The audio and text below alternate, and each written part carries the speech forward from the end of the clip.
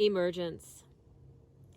When I am practicing outside and am looking up and inhale the first movement of Surya Namaskara, I recognize that my usual drishti has been enriched these past 15 months as I don my COVID color glasses.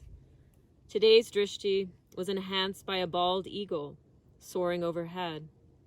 This past year, I learned that there are even more cloud formations than I could have ever possibly imagined. I learned that the turbulent, ever-changing West Coast weather allows for amazing patterns in the sky, each pattern different than the next.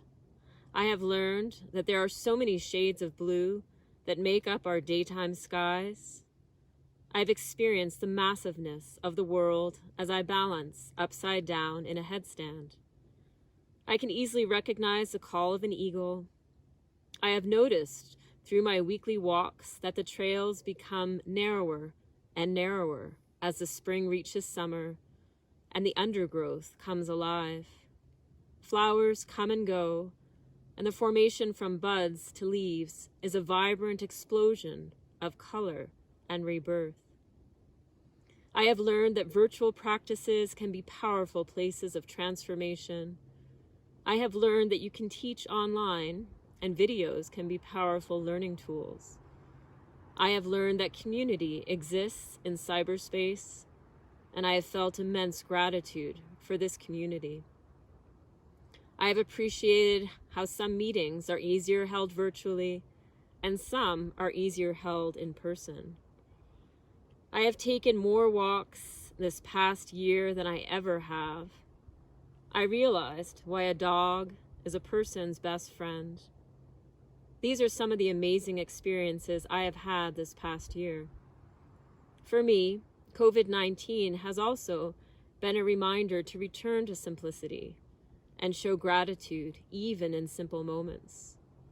During COVID-19, for me, having tethers of support during the more challenging and darker days was essential. My tethers were the patterns that gave me strength and stability in my life. My tethers were waking up and having my early morning teaching, followed by breakfast with my family, and then my morning practice. This ritual, simple as it may be, provided structure and foundation to my day. My practice gave me stability and strength in my soul. Regardless of my physical flexibility or strength that day, regardless of that duration of my practice, the power of the breath was my anchor, and the vinyasa of linking breath and movement, a powerful pattern that helped me experience that place of midline.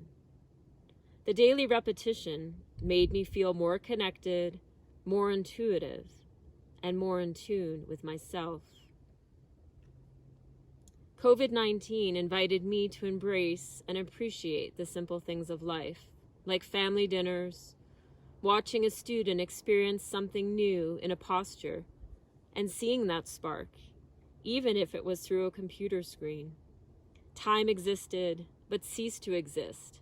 And sometimes I measured time by watching my children grow and grow and grow. I immersed myself in my city garden and tended my plants and flowers and created new life with visions of these flowers in the studio when we reopened. In the depths of winter, cross-country skiing with my dog and my husband at my side calmed my nervous system, inspired my writing, and filled me with ease and strength. Being in the mountains, breathing clean air felt like therapy.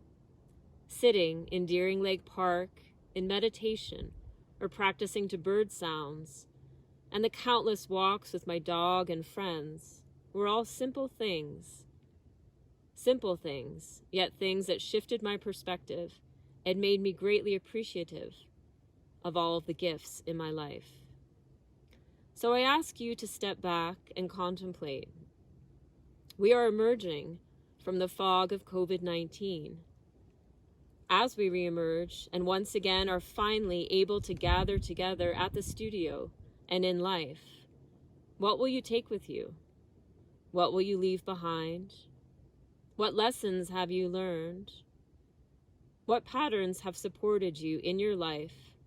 And what patterns will you let go to create space for more useful ones? Enjoy the journey. And thanks for the support during these past 15 months. Namaste.